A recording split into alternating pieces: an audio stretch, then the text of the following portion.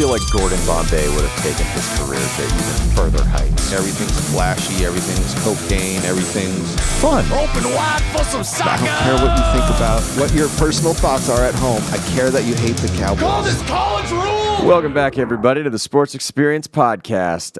Dom and Chris here, and before we begin, as always, we're recording down here at Engel Studio in downtown Tucson, Arizona, for all of your audio needs. Just a couple comics that enjoy talking sports and cracking jokes, and well, Chris, we're in the middle of a block of episodes. That's right. We're in the middle of a post-250 block of episodes on some of the best men's basketball coaches in Big East Conference history. And who do we have today? We got Jim Calhoun, and I was thinking about this while we research all these guys. And these guys are, for this era, it's like this, the Big East. It was like these guys are like celebrities in their own. You know what I mean? And you don't really have that much in college basketball now, where you have coaches throughout the nation, but not like one, like the Pac-2 doesn't. You know what I mean? Yeah, no, and I mean, like, guys will just not stay at a place for very long either. There's like, just too much money out there. Look at John Calipari. Yeah, We're going to Arkansas. Like, just, no, you could have stayed in Kentucky forever, or Memphis. No, you go where the money goes. Yep. So, not a lot of builders anymore with this one and done. And this guy is a program builder. And we're talking about Jim Calhoun. He had one of the sneakiest, best careers ever. And when we get at the end into some stats of his, you'll be like, that guy? Yeah. Then again, oh yeah, that guy. Yeah. But Jim Calhoun, James A. Calhoun, born May 10th, which is, oddly enough, what the hell? Today is his 72nd birthday. Yeah, I was going to say today is May 10th. Or no, 82nd birthday. 80, yeah, because he's 80. 82nd birthday, born and raised in Braintree, Massachusetts. Fun fact, you know who was born there? Second president of the United States, John Adams. Really? Why I knew that? I love it. Yeah. No. Those are the kind of facts that I love. Yes. These are two good Americans. That's all I'm saying. And Paul Giamatti's going to play him in a movie. HBO, the Jim Calhoun story. John Adams, same difference. Same difference. Irish Catholic family. Yes. Was a star athlete on the basketball, football, and baseball teams, and things are looking pretty bright for him during his youth as an athlete. Yes, but, and he was one of those like all-around stud athletes where, like we talk about all these guys, where you're just like, oh, he was just good at everything, and then he kind of had a life-changing event, you know? Yeah, a life-changing event. Age 15, his dad has a heart attack. Ends up dying, and then he has to take care of his mom, and because they're Irish, 5 siblings. That's right. That's a lot of mouths to feed. I heard Irish and 5 siblings. I was like, they took it easy. I was going to say, that's not enough. I don't feel like that's enough. He had a scholarship at that point to ended up getting a scholarship to play basketball at Lowell State there. Yep. I believe in Massachusetts, but left after only 3 months to support his mom and siblings. Yeah, so it's one of these interesting things where he had this set up to go play basketball at college, got there, and I feel like it was probably too hard for his mom at that point. And then he had to like maybe let some other siblings grow up and like kind of take some responsibility because he's out of basketball for 20 months. What he needed was 2 other friends like Ted Danson and Tom Selleck and 3 Calhouns and a baby. Now we're talking. That's talking. what should have happened. Now we're talking. But he had to work a number of odd jobs. I don't know if you saw this. Yeah, I saw the He list had of them. like a melange of like village people jobs, like granite cutter, scrapyard worker, stonemason, shampoo factory, blacksmith, grave digger, Indian,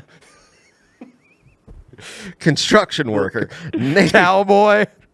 Legitimately, They did it all. Good on this guy. But seriously, when for, like, making those tough choices, sacrificing his life to help his mom and his siblings. So. And when you see that, you see the list of jobs that he did, it was just like, oh, yeah, he was just working his ass off. And then 20 months later, he goes and becomes a star at another college. What was it? D2, American International College. I was going to say, it's a stupid name for a college. Springfield, Massachusetts, which is, I think, where the Hall of Fame is. Yeah. Yeah. So he goes to American International and really becomes their basketball star. He becomes their basketball team. Ends up finishing fourth all time in scoring there. Gets his bachelor's degree in sociology in 1968, and he just jumps right into coaching. This is like what this guy was born to do, essentially. Like, I was not a shampoo factory worker, not a grave digger. He is a basketball coach. Not a cowboy. Not a cowboy. Not a police officer. I did think that was interesting because he went from college to teaching in high school, which you see a lot of these basketball coaches do. They're like, dude, I have to start in high school, show people I understand what this game is, and that I can easily make that jump. It's like a more toned down Raleigh Massimino. Ooh, I like You're that. still going to mass. There's just a lot less, well, probably the same amount of swearing, just in a much different way. It's true. A lot more potatoes. A lot more potatoes. So that's a lot of potatoes. 1968 goes to Old Lyme High School in Connecticut, which is right next door. He's a sixth grade teacher on a temporary certificate, but after the team goes 1-17, he's like, I'm going back to Massachusetts. Well, and this is definitely for especially high school basketball. If you don't have an established program of like kids coming through, you can't really change that. If you're a public school, you're at the mercy of what the neighborhood is. Exactly. I'm sure Old Lyme brought out a lot of great accountants. Oh, my God. I mean, they probably had the psychiatric game on point. Not so much at the point guard position. Tell you what, a couple of good cowboys, a couple of good agents, if you know what I'm saying. A couple of good police officers. Oh, man. But they weren't a basketball school. Not a So basketball. he goes to Dedham. Is that right? Westport High first. And then because he does Dedham. 1 year there. Yeah. And then that's where he really starts taking off. They're in Massachusetts. He goes 20-1. Yep. They win the Bay State Championship there in 71-72, and they go 18-0. And by October 1972, he's recruited to be the head coach at a college basketball university. Or at a university for college basketball. Well, you see that because he has one of these undefeated state championship seasons, and I feel like when colleges are looking at it, they're just like, oh, we have to get that guy. So he goes to Northwestern. Northeastern. Yeah. Damn, I in wrote Boston. I wrote Northwestern. Here's the thing. Northeastern, I give you credit. You know where your geography is. You know any more east, you are in the literal Atlantic Ocean. That's right? actually, yeah. Northwestern, you're just bad at geography. I mean, let's be magically whisked away to the west coast of Lake Michigan in Chicago. Can't get any more north or west than that. Northwestern, it's called Manifest Destiny, you whores. Can't get any more Northeastern, and they are a Division II school at this point. They are, but they're transitioning to D1, and they're probably like, look, let's take a chance on this high school coach. He seems to know what he's doing. We're in the Boston area. Yep. We've seen him do well. Like, we're not going to be good out the gate anyway if we go to D1, and oh, how wrong they ended up being. Well, this is something that I really wish you could go back, because everything's podcasted and that stuff now. I wish we could hear what the sporting director was like. Well, we're going to take a chance on this guy, or was he like, this guy's going to build our program? So in his last 7 seasons there, they finished first or tied for first in 6 in the North Atlantic Conference, and then went to the NCAA tournament 5 times. Yep. 72-19 the final 3 seasons, and this is a theme with him. He wins, unlike a lot of these guys, particularly in the Big East. He doesn't really win a lot, or he doesn't win with a lot of these McDonald's All-Americans, these high recruits. Well, he's rated recruits. I agree. He has, when we get into the UConn teams, he has very good individual players, but they're not coming out of high school as these, like you were saying, like these Duke recruit kind of like in this era. It's almost like he's a coach and can develop players. I know. It's almost like he could build this program and take these fucking guards that might not have been that great and make them unbelievable. It's almost like all that time spent at the shampoo factory paid off. That's true. So he's the all-time winningest coach there. Yep. Won 245 games. And by 1987, Reggie Lewis, a guy we've talked about on this podcast, was a first-round pick. So, I mean, ended up dying. Yeah, but it's NBA All-Star. Yeah, he literally, and that was the thing that you kind of see with Northeastern is they kind of decline as a program when he leaves. They're not like at that same level, like, and not having guys get drafted, obviously, and he takes his talents elsewhere. So May 14th, 1986, so flashback a little bit, he is named the head coach at the University of Connecticut, and they're pretty much the bottom of the Big East. Yes, that's the thing, him coming in is they are bad. They basically only exist at this point because they own the Hartford market for that conference. Yep. But even though they're at the bottom, he turns them into a power bottom over the next few seasons. And you know what is interesting? Because it's his style of play. It's all about speed. It's all about speed. It's the name of the game, Chris. It's athleticism and speed for him. But you're right. He comes in first season, 9-19. They're not good. Second season, holy shit, NIT championship. Yeah. So, like, there's something to say about that when you see a coach come in and literally take a team from, like, not worst to first, but, like, literally, like, bad to actually really good. You're not like, hey, John Thompson, we're going to beat you 3 times a season, but it's like, hey, look who's not in the cellar anymore. I know. The Huskies. Like, look who's actually competitive with this Big East that's really becoming the Big East, you know? Make the NIT again the following year and then lose in the quarterfinals. Yep. And then by 89-90, now we're starting to see how great of a coach that he is and the type of program he's going to build. Yes, definitely. They're regular season co-champs. They win the Big East tournament. They finished 31-6, and they're a number 1 seed in the NCAA tournament. And he's National Coach of the Year Yes, this year. he is. So he's put them on the map. He's put them on the map. They end up beating Boston University and then Cal and then they go to the Elite Eight. They go to the Elite Eight. I don't think they had ever been there before. No, I think this is their first trip. And I feel like that's the thing. You look at Jim Calhoun, he's like, oh, this is the first time these teams have done all of this stuff. Yeah. You know? The first time for everything. Yep. But they end up losing just an absolute heartbreaker to college basketball antichrist Christian Laettner. That one play where he passes it in, they give it back to him, and he makes that one at the buzzer, and they end up losing 79-78. Yep. But those Dukies. Those Dukies. 1991, they make the tournament again. They upset LSU. You know who was on this team? A certain man in his penis. Oh, nice. They beat Xavier, but then they lose to Duke. We're entering the era of always a bridesmaid and never a bride for Jim Calhoun and the Huskies. I see it's definitely interesting because they lose to Duke a bunch, and then we'll get into it later where they start beating Duke, where that must feel good for him, where he was just like, they beat me again, and then, I'm going to burn Tobacco Road to the ground if we lose this. Yep. So we're going to win 91, 92. They go to the tournament, and now he's starting to kind of get some more better better known players. So like Danielle Marshall's there, Kevin Ollie, who took over the team after he ends up leaving.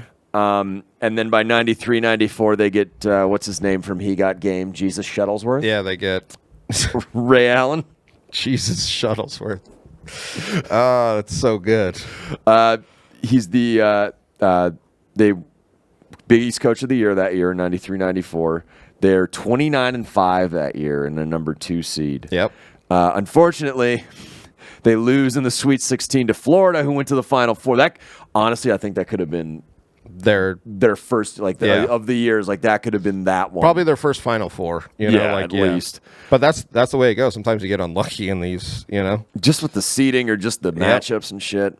94, 95. Again, they win the Big East regular season title, and then Elite Eight, and they lose again to UCLA, who won the championship that year. Yeah, so they are definitely like losing against good teams in the tourney, but they really aren't making it past the Elite Eight. Yeah, but it's not with these teams. It's not like it's a one-off for them. No, it's like now they've entered the zone where it's like, A, they're going to probably compete for the Big East title, but B, they're going to win a few tournament games every single year. Every single year. The following season, Allen's a senior. They go 30-2. Oh yeah, 30-2. They beat Georgetown in the Big East tournament to win it. They win the regular season, and then they get upset in the Sweet 16 by Mississippi State, who went to the Final Four that year. They had some wins vacated this year. I don't know if you saw anything about that. I saw that. For basically stuff now that's probably legal. Yeah. Which you go back in time and you're like, why? It is. The things that they used to care about is so interesting. These student athletes do not deserve plane tickets. I was going to say, they do their not games. deserve lodging when they come here. You will sleep outside, sir. You will eat from the trough. And that's literally their option. They're like, he would have to buy me a hotel room or I would sleep outside. Well, outside is where you will sleep. Pitch a tent, son. That's right. Down here, they're kind of rebuilding because that 95-96 team was pretty loaded. Well, that was like supposed to, and this is how college basketball used to be. You would see the progression of a 4-3 year kind of thing, and you're like, all right, this is our year, and they get, upset. Yeah, so they make the NIT that year. They end up losing, I think, their first round game to Florida. Oh, NIT semis to Florida State. So the not Charlie Ward Florida State team. Yeah.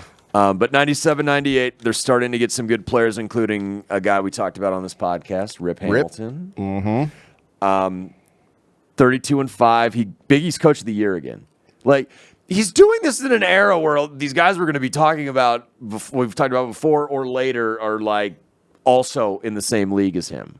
And we're like you keep bringing up, like they keep getting the Big East championships every couple of years, the Big East tourney. So like he really established this UConn team, and we get Rip Hamilton, and we get to that beautiful 99 season. Yeah, they lost in the Elite Eight that year. Oh, to North Carolina. Yeah. So these teams are losing too. They're not like monumental upsets. It's like, oh yeah, that team like won the championship or made the Final Four. Yep. Like, always a bridesmaid, never a bride. But in '99, they run it back. They run it back with their squad. They got Rip Hamilton, Jake Voshkel, what's his name, Khalid El-Amin at the point for them. 34-2. Yes. I mean, pretty much the whole year, it's just them teeter-tottering with Duke at the top. Who's the best team. Calhoun actually passed Hugh Greer this year as the winningest UConn coach. You can just kind of see what he's doing. And then we get into this tourney. Yep. Beat Texas San Antonio, then New Mexico, then Iowa. The Elite Eight, they draw Gonzaga. This was the first Gonzaga year. The first one they were, yes. Where they where did they come from? Yes. Like this was they beat them in the Elite Eight, and then they go to the Final Four there in Tampa, where they played it at a baseball stadium. Yep. Which, so nice. They draw Ohio State, handle them pretty good in the national semifinal, and then it sets up old Duke. Which is perfect. Yeah, everyone was picking Duke too. I think they lost only once that year. Yeah, too. they were. I was going to say they were like number 1, number 2 going into it. So you're always like, oh, these are like the two best teams. Like the people with all those crazy brackets were like, just should have picked these teams. Yeah, exactly. Those are part of me always likes it when it goes chalk, only to like piss off those people who like I like this mascot and they will advance all. It's like, oh, you bastard. But it was a thrilling game. I remember watching this. Both were pretty evenly matched teams, and UConn did a hell of a job, and they ended up pulling out the W there. Yeah, 77-74.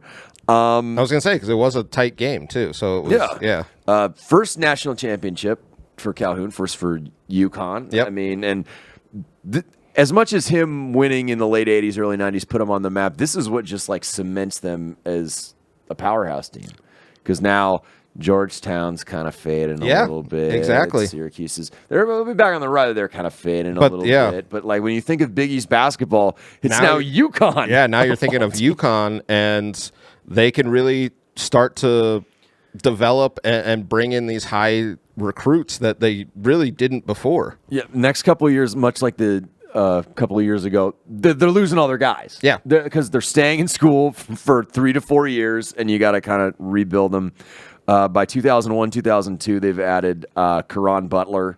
The following year, I think they added Ben Gordon and Emeka Okafor, which was also huge for them, that they're making it deep tournament runs. I think they made the Elite Eight in 2001, 2002. And then by 2002, 2003, Sweet 16, even when they're the Big East regular season co-champ. And then we get into 03, 04 with them. Because you're thinking, it can't be a one-off, can it, Chris? Well, I was just going to say, because you see the progression, 99, then guys go away, then they rebuild. 2004, you come back with Okafor and Gordon, and this team might have been the best UConn team. It's hard to tell. Do you know what I mean? Where you because they went wired. Where he coached? Oh, Yeah. This is probably the best one that they had. I was going to say, not the recent. Yeah. Not the last two, which are just absolutely horrifying. Yes. No. I'm saying for Jim Calhoun, this probably was his best overall team. And I think he had 5 guys on this team that played in the NBA. Yeah. Like this entire team is filled with and first round picks. Yeah. Okafor and Gordon went 2 and 3, and they were great NBA players. They just played on horrible teams. Don't call me Karen Butler. Shit. Whatever happened to the Charlotte Bobcats? The Bobcats. Michael Jordan happened to them. I was going to say, I wish teams would just change their names more and more and more. What happened to the Washington Bullets? What happened to the Fort Wayne Wizards? Oh shit! So 03, 04, they won 33 games. Yep. Big East tournament championship. They beat Pitt, and they just start rolling into the Final Four there in San Antonio. They beat Vermont, DePaul, Vanderbilt, and then Alabama, and they draw Duke in the final. They're always meeting up with Duke. I was going to say they draw Duke in the Final Four. Until recently, I always liked them because they'd always seem to beat Duke. Mm-hmm. Until recently. Until very recently. They beat them 79-78, and they go into the finals versus Georgia Tech. A little bit of a Cinderella that year. Oh, yeah. I think they were 12 or I forget how low Georgia Tech was. They were a 4, 5, somewhere in there. Not quite. Yeah. I meant I think they were 12 in the nation or some shit. Yeah. Uh-huh. They end up beating them 82-73 on April 5th, 2004. He's got 2 national titles. There aren't a lot of coaches that have 1 national title. No. There are even fewer that have 2, and he's still got a lot of coaching left in him. I was going to say, this is his prime coaching years. You know what I mean? You see this where... He's only early 60s at this point. Yep. So, yeah, and he's still got some runs left in him.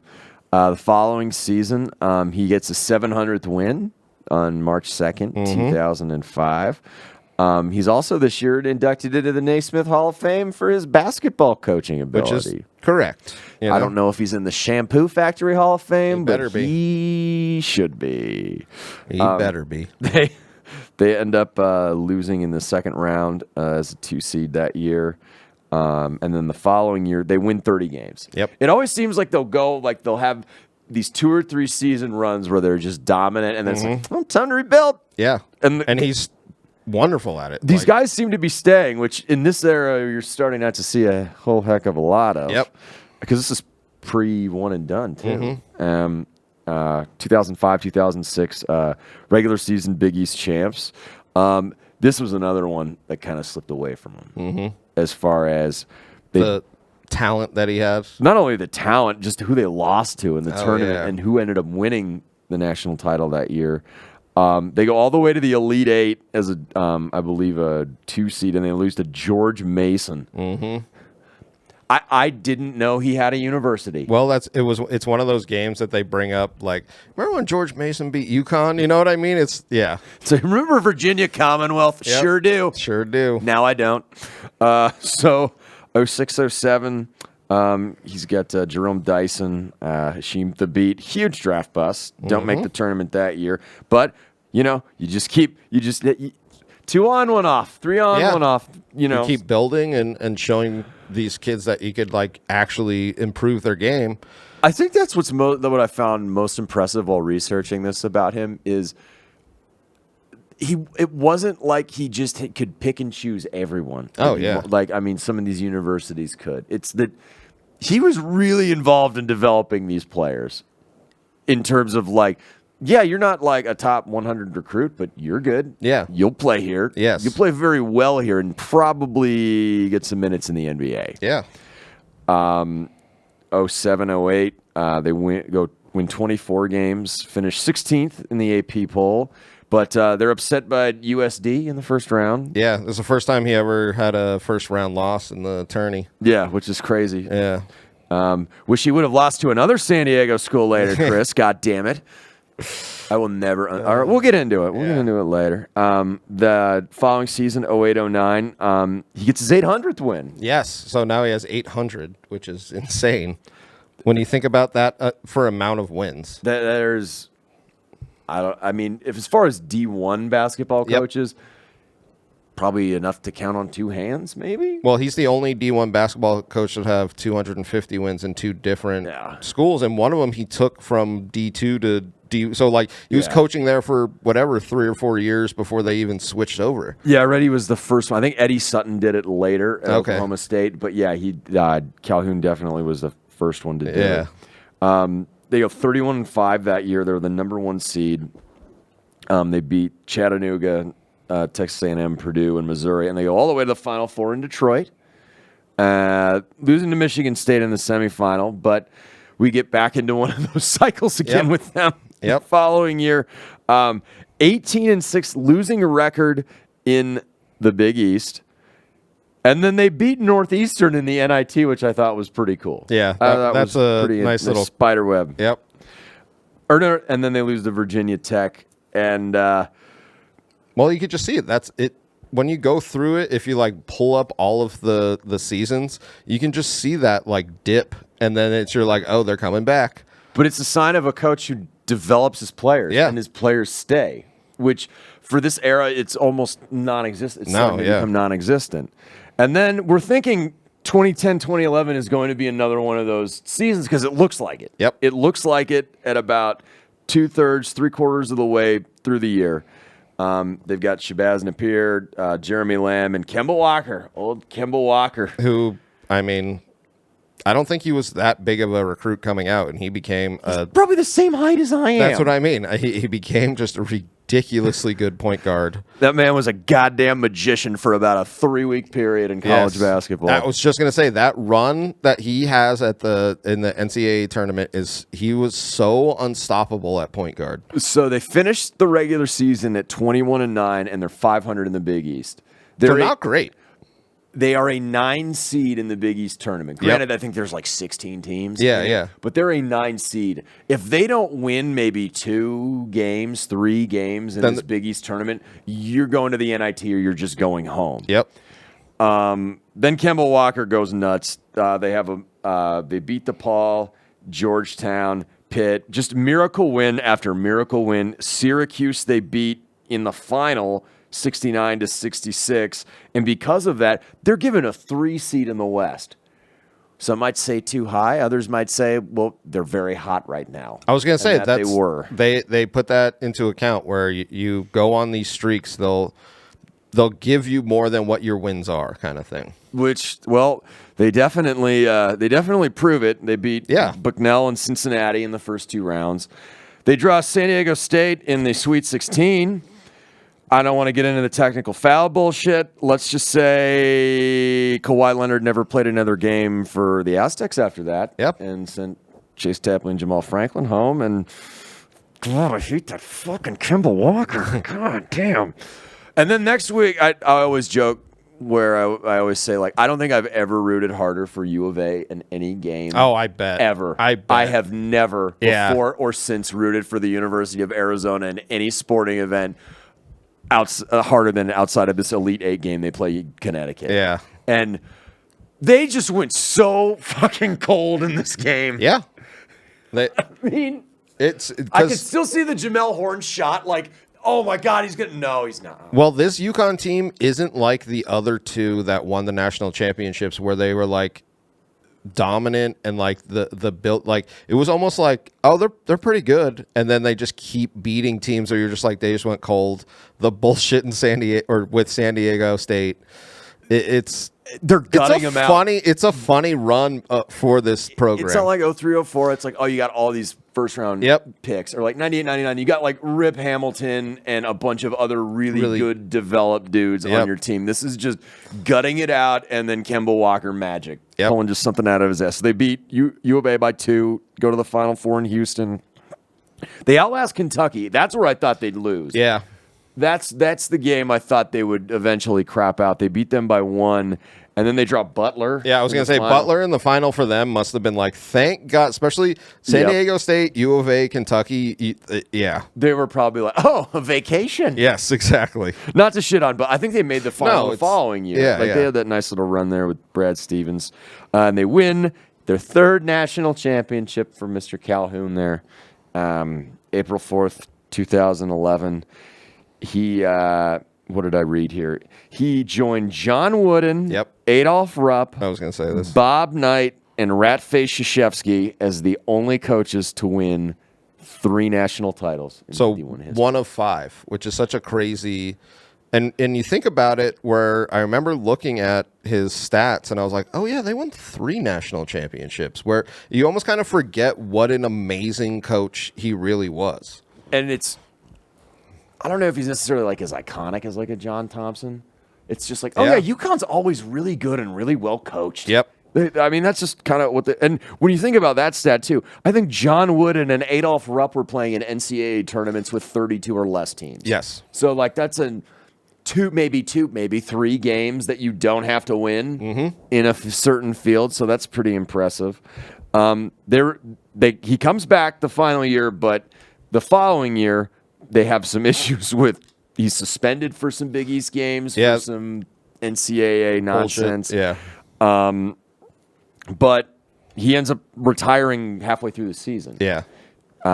Due to spinal stenosis and backs. And he always had some health issues through his career. I think he had melanoma treatment and he had prostate cancer. Yeah. But he's still on the bench. He's still riding the bench for Connecticut. Yep. Still winning those games. Eventually hands it off to one of his former players, actually. I thought that was cool. Hands the program over to Kevin Ollie, who wins another national championship. Yeah. They've won 6 national titles in like 25 years total. That's with 3 different coaches. And we're not a good program when Jim showed up. No, he paved the. This is what probably U of A was hoping for. Oh my God, post-Lute, and it's just been a relative disappointment after disappointment. He did come back to coaching. He started coaching in Division II St. Joseph's. Which I thought was. Did you read anything about what he talked about when he took the job? No, I don't think so. It was basically how much it doesn't matter what level you're at. I just love coaching. Oh yeah. Like this is why I came almost like our Massimino episode. Yep. Like, not that he left it relative shame. It's just like I'm retired, but like you can't get some of these guys. You just can't get basketball out of them. No, you can't. Stepped down in 2021, so that was like his official taking a step back from basketball. But I just want to say he won 3 national championships, 9 Big East regular season championships, and then 7 of the Big East tourneys. When that was like the most ridiculous that was college basketball's every like this is when the Pac didn't even have postseason tournaments. And that's the thing that you look at the Kemba Walker year, the 2011, when they go on and win that Big East, people are like, oh no, that actually fucking means something. That's why they're going to get that 3 seed. And yeah, man, if they lost the first or second round, they wouldn't have even been in the tournament probably. Exactly. Yeah. That's why I love it, man. 4-time Big East Coach of the Year, which we brought up on our previous 2 episodes. You got to be pretty freaking good, especially in that. Yeah, in that window to do that. Basketball Hall of Fame, College Basketball Hall of Fame. Yep. 4 Final Fours, and an NIT championship. Yes. Forget that one. Back when that was a little bit bigger. I liked it. Like that. Jim Calhoun, 920 wins as a college basketball head coach. Long way from the shampoo factory, buddy. All right.